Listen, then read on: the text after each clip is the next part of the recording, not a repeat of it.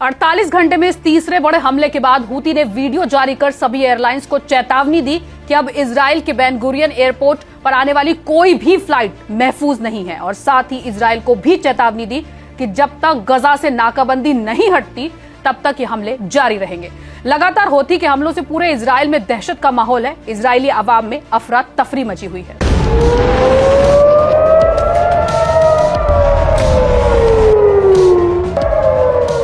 وتعد هذه العملية هي الثالثة خلال 48 ساعة।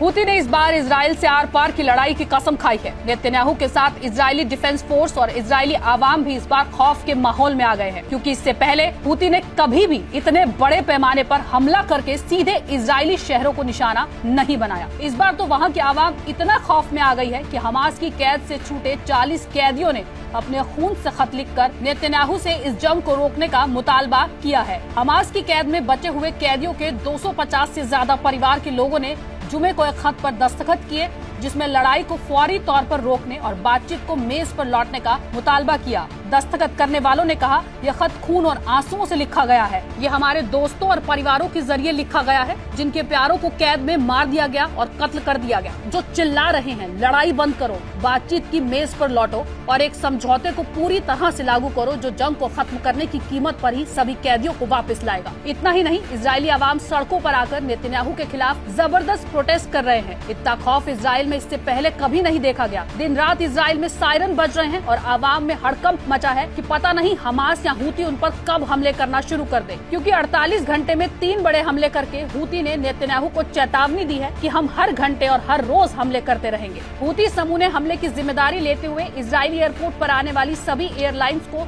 चेतावनी दी है कि इजराइल का बेन गुरियन हवाई अड्डा अब महफूज नहीं है। हूती स्पोक्सपर्सन याह्या सारी ने वीडियो जारी कर कहा कि हमने फिलिस्तीन 2 मिसाइल से बेन गुरियन एयरपोर्ट पर हमला किया, जो कामयाब रहा और ये हमारा 48 घंटे के दरमियान तीसरा हमला है। استهدفت القوة الصاروخية مطار بن غوريون في منطقة يافا المحتلة، وذلك بصاروخ باليستي فرط صوتي، وتعد هذه العملية هي الثالثة خلال 48 ساعة।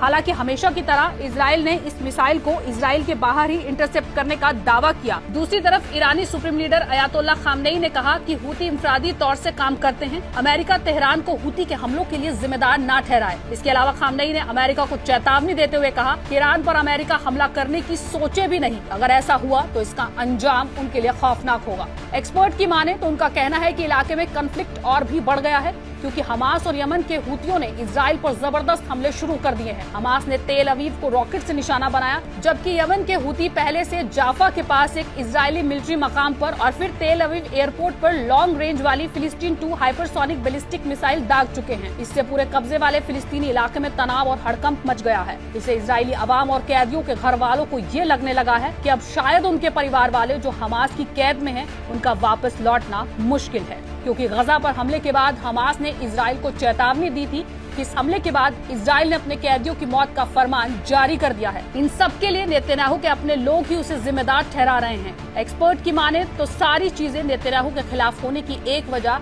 शिन बेट के चीफ रोनेन बार को बर्खास्त करना भी है, जिससे सियासी रद्द अमल भी शुरू हो चुका है। रोनेन बार वो शख्स हैं जो नेतन्याहू के करीबी लोगों से जुड़े सुरक्षा उल्लंघनों की तफ्तीश कर रहे थे और उन्होंने ही नेतन्याहू पर खुफिया ब्रीफिंग और होस्टेज डील में बाधा डालने का इल्जाम लगाया था। जनता में गुस्सा बढ़ने के साथ साथ 73% इजरायली आवाम अब नेतन्याहू के इस्तीफे की मांग कर रहे हैं। सबका कहना है कि इजराइल को बढ़ते खतरों और अंदरूनी सियासी उथल पुथल का सामना करना पड़ रहा है। ऐसे में कोई बड़ी बात नहीं कि नेतन्याहू को इस्तीफा देना पड़ जाए। इजरायली अधिकारियों और डिफेंस फोर्सेस को भी लगने लगा है कि हूती और हमास मिलकर इस बार बड़े पैमाने पर हमले कर सकते हैं, जिसका नुकसान इजरायली आवाम को उठाना पड़ सकता है।